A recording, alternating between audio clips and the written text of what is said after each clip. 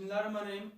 Pain killers जिन्हें हम दर्द को कम करने वाली गोलियां भी कहती हैं, ये ऐसी गोलियां होती हैं जो कि हर घर में मौजूद होती हैं और आपको ओटीसी ओवर द काउंटर भी मिल सकती हैं और हम इन्हें एज अ फर्स्ट एड के तौर पर इस्तेमाल कर रहे होते हैं। जिसमें कि अगर साल्ट की बात की जाए तो इसमें हमारे पास एस्पिरिन साल्ट आता है, इबुप्रोफेन साल्ट में आपको मुख्तलिफ ब्रांड मिल सकते हैं। निमिसोलाइड मेफिनेमिक एसिड में यूज़ होता है, डेक्लोफेनिक एसिक्लोफेनिक बहुत कॉमनली प्रिस्क्राइब होता है, कीटोरोलिक और निमोसोलाइड वगैरह भी यूज़ होती हैं। और ये ऐसी गोलियां होती हैं जिन्हें हम डॉक्टर की प्रिस्क्रिप्शन के बगैर खुद से एज अ सेल्फ मेडिकेशन जब भी हमें कोई पेन या फीवर वगैरह हो तो यूज़ कर लेते हैं, जो कि मेडिकली तो एक रॉन्ग प्रैक्टिस है। लेकिन अगर आप इनको खुद से इस्तेमाल कर रहे हैं और इनके साथ आपको दूसरी गोलियां भी यूज़ कर रहे हैं तो आपने इन बातों का खास ख्याल रखना है ताकि आपको किसी भी किस्म का ड्रग इंट्रैक्शन ना हो और वो आपकी बॉडी के साथ रिएक्ट ना करें और आपको नुकसान ना पहुंचा सके। तो पहले नंबर पे जो ग्रुप है वो है एंटी हाइपरटेंसिव ड्रग्स का ग्रुप, यानी वो गोलियां जो आपके ब्लड प्रेशर को कम कर रही होती हैं, स्पेशली जो डायूरेटिक्स हैं जिसमें फ्यूरोसिमाइड है, टॉर्सिमाइड है, क्लोरोथाइजाइड, हाइड्रोक्लोरोथाइजाइड है, स्पाइरोनोलैक्टोन बहुत ज़्यादा यूज़ होती है, मिलोराइड वगैरह हो गया। तो अगर आप इनको पेन किलर्स के साथ यूज़ करेंगे तो ये आपके जो डायूरेटिक का इफेक्ट है उसको कम कर देंगी,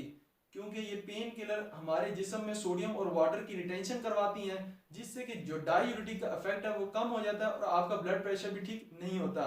इसके अलावा एंटी हाइपरटेंसिव में जो बीटा ब्लॉकर्स होती हैं जैसे कि एटिनोलोल हो गया, प्रोप्रानोल हो गया, नेबिवोलोल, कार्बिडोलोल, मीटोप्रोलोल हो गया,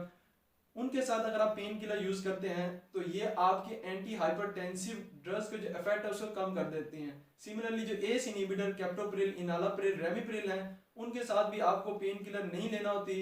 तो ओवरऑल इन तीनों ग्रुप डायूरेटिक्स, बीटा ब्लॉकर और एस इनहिबिटर के साथ जब भी आप पेन किलर यूज करते हैं तो इससे जो आपका थेरेप्यूटिक डिजायर इफेक्ट यानी जो आपने ब्लड प्रेशर को कम करना होता है वो आपको अचीव नहीं होता। इसके अलावा दूसरे नंबर पर जो ग्रुप आता है वो आती है एंटी डायबिटिक मेडिकेशन, यानी वो दवाइयां जो शुगर को कम करती हैं और स्पेशली इसमें सल्फोनाइल यूरिया का जो ग्रुप है जिसमें ग्लिपिजाइड है, ग्लिमिप्राइड है,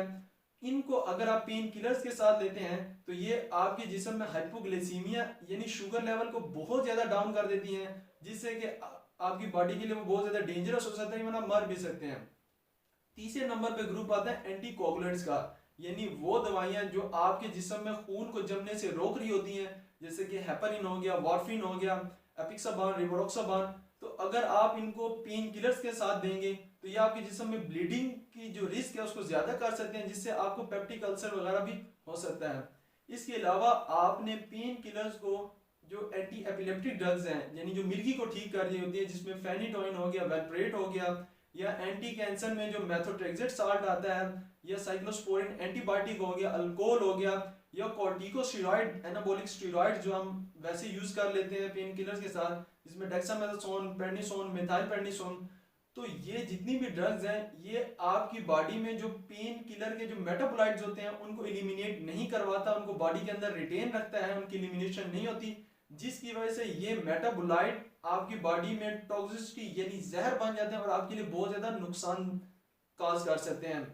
और वैसे भी गुड प्रैक्टिस ये है कि आप जितनी भी पेन किलर्स हैं उनको एज अ सेल्फ मेडिकेशन खुद से यूज़ ना करें, प्रॉपर डॉक्टर की प्रिस्क्रिप्शन से यूज़ करें और इनको लंबे अरसे तक लॉन्ग टर्म में यूज़ ना करें। और जब भी आप अपने डॉक्टर के पास जाएं तो उसे अपनी पूरी मेडिसिन और डिजीज हिस्ट्री ज़रूर बताएं, ताकि वो आपकी जो डोज है according to your disease and medicine history के अकॉर्डिंग सेट कर सके। तो होपफुली आपको मेरी वीडियो अच्छी लगी होगी।